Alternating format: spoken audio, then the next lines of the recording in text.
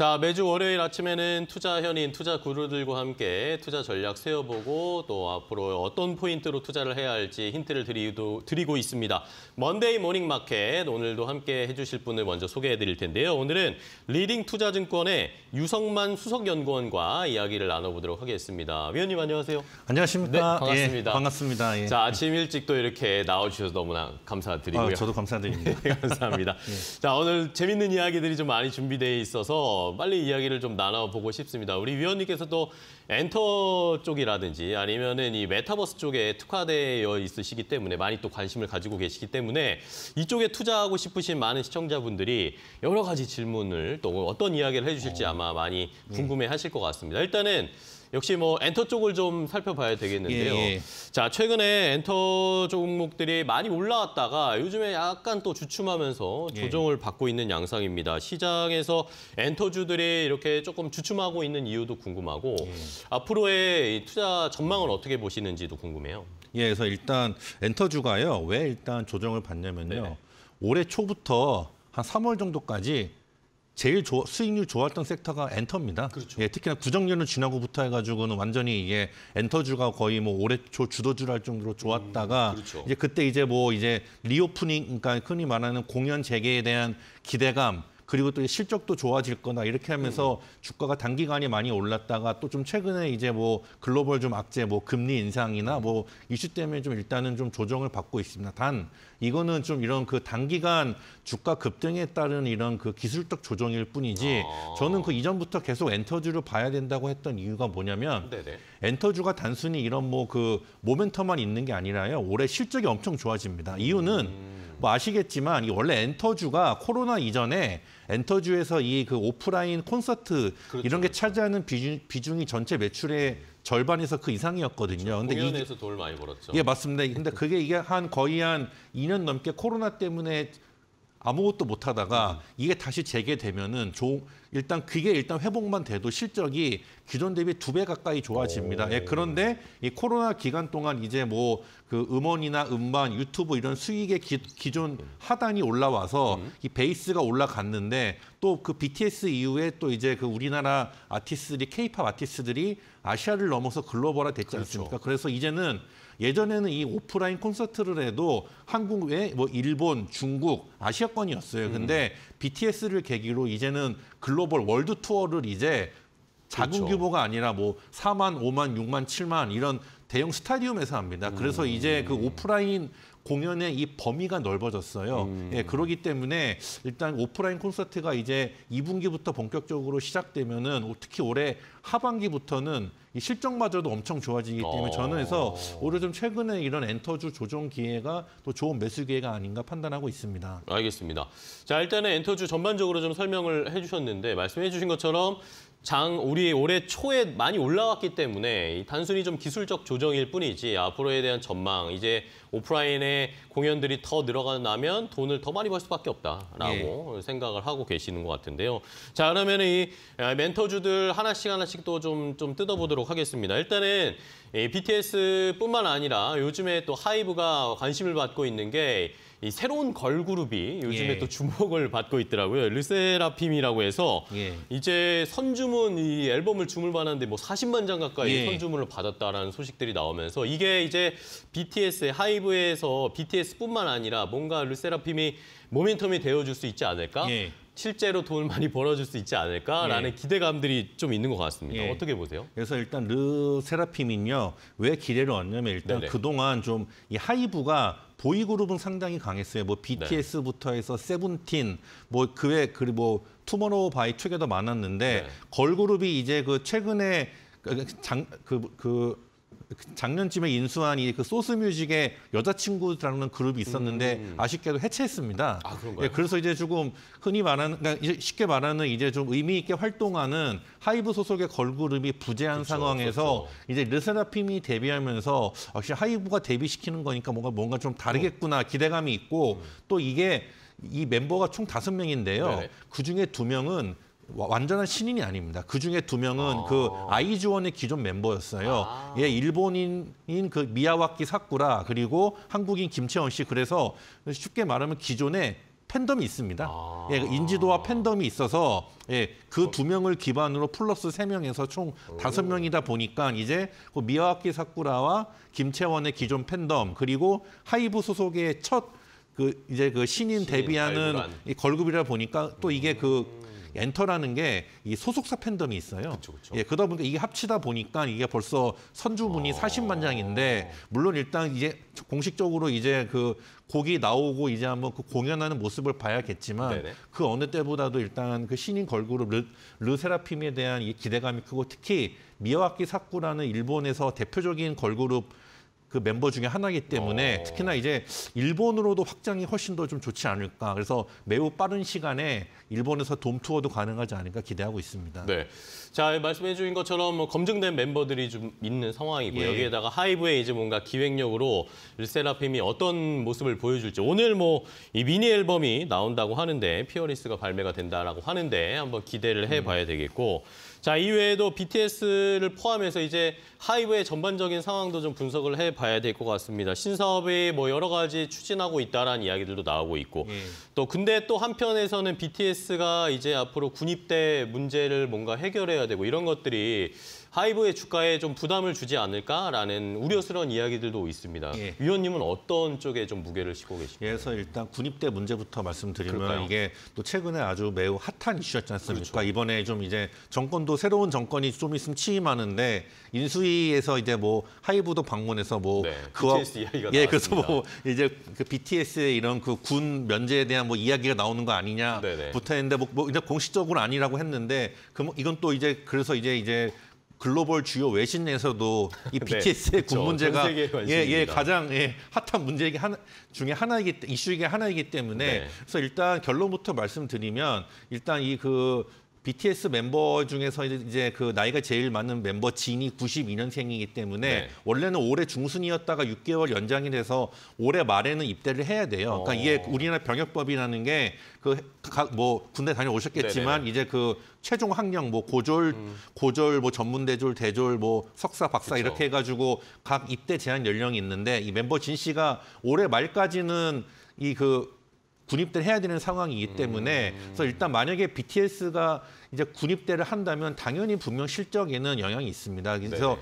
뭐 그 경쟁사 예를 들면은 YG엔터 같은 경우도 빅뱅이 거의 매출의 많은 부분 차지했다가 그렇죠. 빅뱅이 군대 가면서부터 이제 좀 실적이 그 블랙핑크가 꽤나 올라오기 전까지는 실적이 쉽지 않았는데 그래서 BTS 같은 경우도 분명 이제 그 군입대를 할 경우 하이브의 실적에는 분명히 지장이 있습니다. 단 이게 뭐 아직은 좀 모르겠지만 또 뭔가 또 다른 또 이런 변화의 가능성도 없는 건 아니기 때문에 네. 제가 뭐 그 이상 말씀드릴 수는 없고 방송에서 네. 그러면 이제 또 그거 말고 뭘 보냐면요. 네. 그러기 때문에 하이브는 이제 그 가뜩이나 그 매출의 큰 부분을 차지하는 BTS의 군입대 이슈가 있기 때문에 네.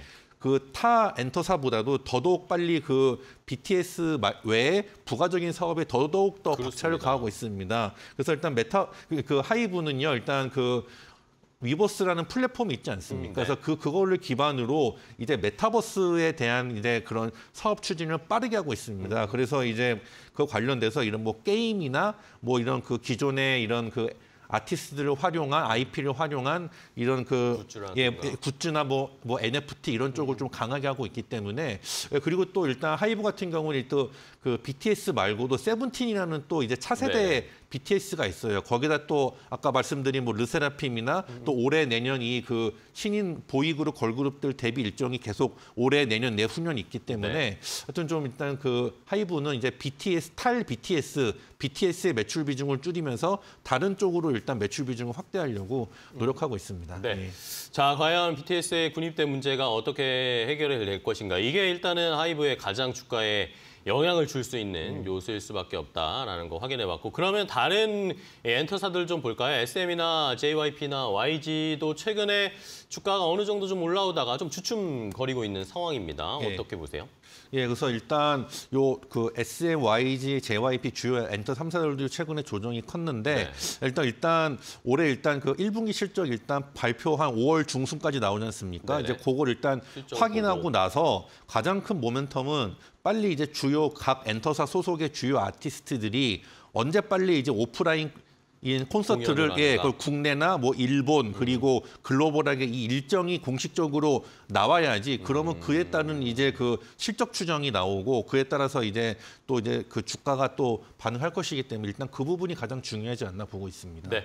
자, 일단은 실적 좀 확인하고 이제 구체적인 이 공연 일정들이 나오면 뭔가 다시 상승 모멘텀 받을 수 있지 않을까라고 보고 계십니다. 그러면은 엔터주 저희가 뭐 하이브부터 해서 SM, 뭐 JYP 전체적으로 체크를 해봤는데 위원님께서 생각하시는 이 엔터주들이 전반적으로 다 좋다라고 말씀해 주셨으니까 이 탑픽 종목을 골라주신다면 어떤 걸 보고 계신지 궁금합니다. 예, 그래서 일단 각인데 그 중에서는 저는 지금 이 순간에선 JYP 엔터가 가장 안전적으로 투자할 수 있지 않나 생각하고 있습니다. 아, JYP. 예, 일단 JYP는 일단 기본적으로 좀 회사 자체가요. 제가 봐도 엔터를 넘어 코스닥 상장사 중에서도요. 정말 이런 숫자의 깔끔함이나 그리고 네, 그 깔끔함. 사업 계획에 대한 그 계획을 장기 계획을 정말 특별한 이슈가 없는 이상 너무 잘 이행하고 있어요. 네. 그래서 특히나 올해 같은 장세에는 혹시 실적의 미스나 뭐 그런 뭐 계획이 틀어질 경우 상당히 주가에 민감하게 반응하는데 그런 측면에서는 좀 JYP의 이런 성실하고 안정적인 회사 경영이 좀 주가를 좀 안정적 투자하는 데 있어서도 현실하다. 예, 좀 제가 보기엔 좀 그 투자자분 입장에서는 가장 좀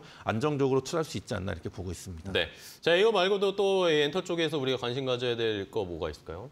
엔터 쪽에서요. 네. 그래서 일단 엔터 쪽에서는 일단 봐야 될 게 또 그 신인 데뷔 라인업인데요. 예, 그래서 일단 엔터가 이제 주요 아티스트들의 해외 공연도 있지만 올해 이제 그 하반기부터 예를 들면 뭐 YG 엔터도 신인 걸그룹이 데뷔해야 하고 그리고 JYP 엔터도 이제 보이그룹 데뷔 같은 그런 이슈가 있기 때문에 그런 걸 좀 보셨으면 합니다. 알겠습니다. 자, 엔터주들을 전반적으로 좀 정리해봤는데 또 유성만 위원께서 요즘에는 또 이제 메타버스의 또 진심이다라고 말씀을 들었습니다. 책도 뭐 쓰셨고 이 메타버스 쪽의 투자에 대한 전략도 많은 분들이 좀 궁금해하실 것 같아요. 왜냐하면 작년에 이 메타버스가 정말 뜨거웠잖아요. 예. 이제 뭐 앞으로 다 메타버스로 갈 거다라고 하면서 관련주들이 정말 흔한 말로 미친 듯이 올라갔었는데 예. 올해는 또 그게 거품이 확 꺼졌습니다. 예. 그래서 일단 메타버스가 일단 작년에는 엄청난 이제 기대를 넘어 붐이 일어났죠. 그렇죠. 예, 그냥 흔히 말하는 메타버스만 갖다 붙여도 주가가 먼저 선반영돼서 엄청나게 상승을 했는데 이제 올해 같은 경우는 일단 그래서 과연 메타버스 관련돼서 실제로 뭐가 아웃풋이 있냐 이제 그걸 좀 체크해 봐야 되는 시기인 것 같습니다. 그러다 보니까 이제 작년 하반기 정확히는 한 9월, 10월부터 이제 그 주요 관련 회사들이 그와 관련된 투자를 했는데 그렇죠. 그와 관련된 게 올해 상반기까지는 잘 안 나오고요. 그러니까 뭔가- 빨라봤자 올해 하반기부터 나옵니다. 네. 그러다 보니까 좀 이제 실적, 그러니까 투자해서 비용은 많이 반영돼서 실적은 오히려 생각보다 좋아졌는데. 안 좋은데 예 근데 그러다 보니까 주가는 또 최근에 뭐 전반적인 글로벌 장세가 안 좋으니까 또 하락이 컸는데 그러니까 좀 올해 한 하반기쯤부터 그와 관련된 투자의 이런 결과물이 좀 결과가 좀 나오면. 나와줘야지 그게 확인돼야 좀 이제 주가가 좀 가지 않을까 이렇게 보고 있습니다. 예. 그렇습니다. 자, 일단은 뭐 지금 투자하고 연구 개발을 하고 있는 여러 회사들이 있으니까 아직은 뭐 그런 것들의 모멘텀을 못 받고 있는데 하반기에 뭔가 메타버스와 관련된 우리가 눈에 보이고 뭔가 체험할 수 있는 것들이 나오기 시작하면 좀 달라질 수 있을 거다라는 의견이시고 그런 메타버스 관련 종목들도 요즘에 뭐 작년부터 해서 너무 많아졌잖아요. 예. 뭐 메타버스 한다고 이야기만 나와도 막 주가 그때는 막 스치기만 해도 올라갔는데 그러면 이제 뭔가 좀 이제 조정이 되고 옥석 가리기가 될 것 같습니다. 우리가 메타버스 관련 종목 중에 어떤 종목을 좀 봐야 될까요? 그래서 일단 그 메타버스 관련주 중에서 오늘 첫 번째 주제인 이 엔터테인먼트와 연동되는 종목을 추천드리고 싶은데 일단 첫 번째 종목은 디어유입니다. 디어유요? 네, 디어유는 이 SM 엔터와 JYP 엔터가 1대 주주, 2대 주주고요. 네네. SM 엔터와 JYP 엔터 그리고 뭐 그 젤리피쉬 그리고 FNC, RBW 엔터사 소속의 아티스트들이 여기에 가입돼서 이제 네네, 팬 그렇죠. 네, 이 팬덤 기반의 커뮤니케이션 플랫폼입니다. 예, 그래서 일단 이 K-팝이 점점 확장되고 또 이번에 리오프닝으로 공연이 재개되고 또 신인 데뷔하면 또 그 신인들도 여기에 가입할 거기 때문에 네. 그러한 측면에서 일단 이 K-팝의 성장과 더불어서 일단 이 디어유로가 이 유료 가입자의 증가, 실적의 증가로 한 번 더 보셨으면 좋지 않나 이렇게 보고 또 올해는 4가지 신규 서비스가 또 추가로 런칭이 되기 때문에 엔터와 메타버스 이 동시에 수혜를 받는 종목이 디어유입니다. 그래서 한번 일단 디어유 좀 최근에도 주가 조정도 많이 받았기 때문에 한번 보셨으면 어떤가 예, 추천드립니다. 알겠습니다. 자, 디어유를 좀 소개를 해 주셨습니다. 이 메타버스 관련 좀 엔터와 메타버스가 좀 복합적으로 연관될 수 있는 종목이기 때문에 함께 이야기를 나눠봤고요. 자, 그러면은 유성만 위원님의 또 메타버스 관련주 중에 또 최선호주가 있으실 것 같습니다. 예. 어떤 종목도 보고 예, 계세요? 그래서 저는 일단 바이브 컴퍼니라는 종목. 바이브 컴퍼니. 예, 바이브 컴퍼니가 기본적으로 이게 디지털 트윈을 하는 회사입니다. 그러니까 이게 디지털 트윈이 뭐냐면요. 그러니까 예를 들면 우리가 신도시 개발할 때 네. 그 개발하기 전에 이 메타버스 기술을 활용해서 그 신도시를 똑같이 가상으로 재현해서 거기서 홍수, 화재, 교통체증, 태풍 이런 걸 다 해서 최적의 조건을 구현해서 그걸로 실제 도시를 짓는 겁니다. 예, 근데 이게 또 최근에 좀 봐야 될 게요. 이게 듀플래닛이라고 부동산 관련된 투자 있지 않습니까? 네네네, NFT. 그렇죠. 그걸 이제 지금 곧 있으면 오픈합니다. 벌써 그 가입자 분양 신청 받고 있고요. 예, 그러니까 말 그대로 우리나라 보면 부동산 있지 않습니까? 네네. 그 실제 부동산 지적도를 가지고 일정 비율로 축소를 해서 만든 플랫폼인데 그거를 우리가 분양 신청하면 분양을 받고 그거를 분양받고 매매할 수 있는 그런 플랫폼입니다. 따라서 단순하게 이런 메타버스 기술이 들어가는 기술 공급을 넘어서 이제 부동산 거래, 메타버스 부동산 거래 플랫폼까지도 하고 있기 때문에 일단 그런 측면에서 일단 바이브 컴퍼니 이제 듀플래닛 오픈 일정이 곧 되기 때문에 한번 좀 지켜보셨으면 합니다. 알겠습니다. 자, 오늘 유성만 위원과 함께 엔터 그리고 이 메타버스 관련 종목들에 대한 전반적인 투자 전략을 세워봤는데 말씀해 주신 것처럼 엔터주 중에서는 JYP를 꼽아주셨고 그리고 메타버스 관련 종목들 중에는 이 바이브 컴퍼니와 디어를 함께 좀 살펴보자라는 의견을 주셨으니까요. 많은 투자 관심이 있으신 분들은 오늘 시장에서도 한번 잘 지켜보시면 좋을 것 같습니다.